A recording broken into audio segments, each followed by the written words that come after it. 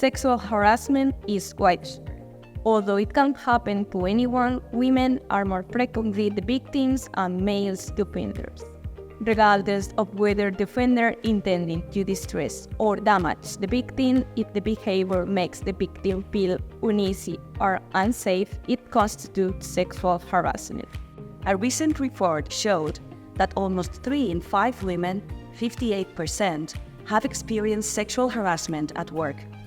The figure rises to 62% of women aged between 25 and 34 years old. Although different, sexism is connected to sexual harassment, and it refers to the non-sexual but sexist behaviors that many women face on a daily basis.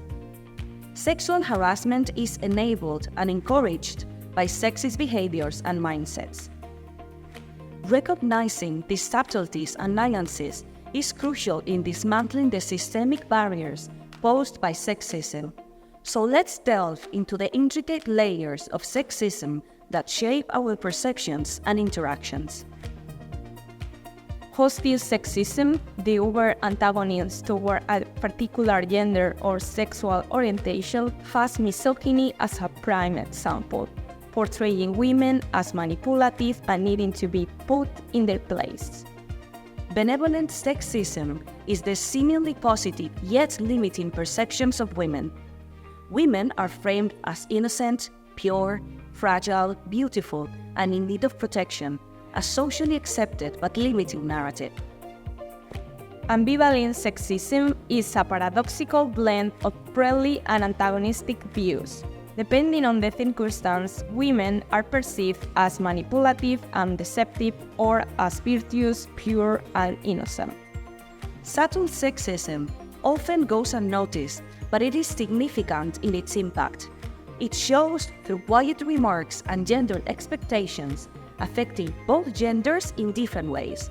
For instance, males are frequently expected to perform difficult and dirty jobs because they are perceived as strong and resilient, while women are thought to be better at domestic duties.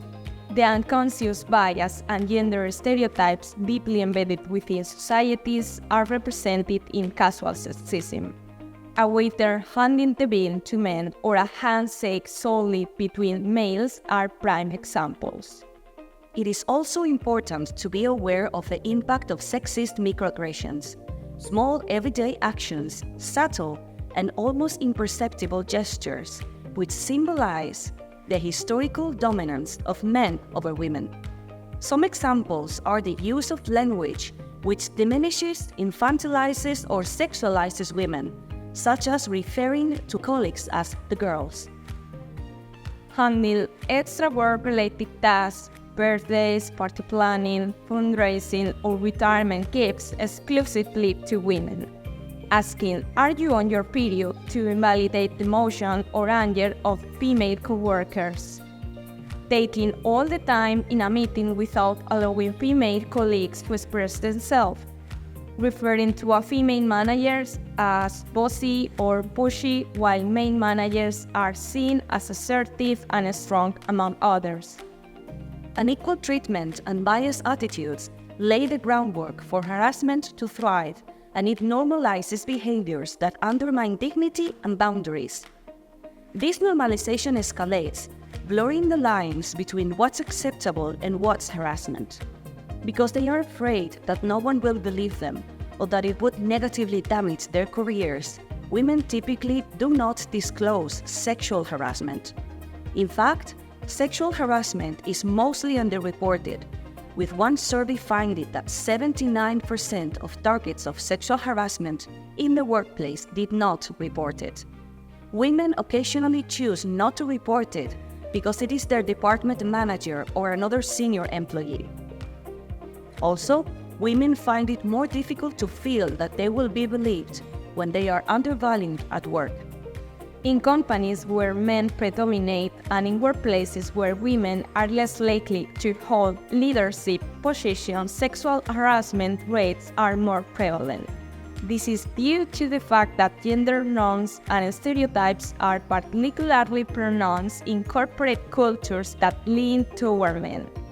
Sexual harassment in the workplace can occur outside of the office too. It may occur during regular business hours or after working hours. It may happen in places where the worker is paid, takes a rest break or meal, or uses sanitary washing and changing facilities. It can also occur in other settings such as a client office, a business trip, or a work-related gathering such as Christmas party, for example, or even when commuting to and from work. And have you heard of quid pro quo sexual harassment? It takes place when a job benefit, a pay rise, a promotion, or even continuing employment is made depending on the victim acceding to demands to engage in some form of sexual behavior. Recognizing harassment is not just a workplace fear, it's a commitment to dignity in every interaction. And to eradicate harassment, we must dismantle the sexist attitudes that fuel it. Join us in the Penelope Toolkit, and we will teach you how to set in place a sexual harassment policy in your organization. Together, let's build a world where safety and respect prevail. Join the movement for workplace equality. Use the Penelope Toolkit and make a difference today.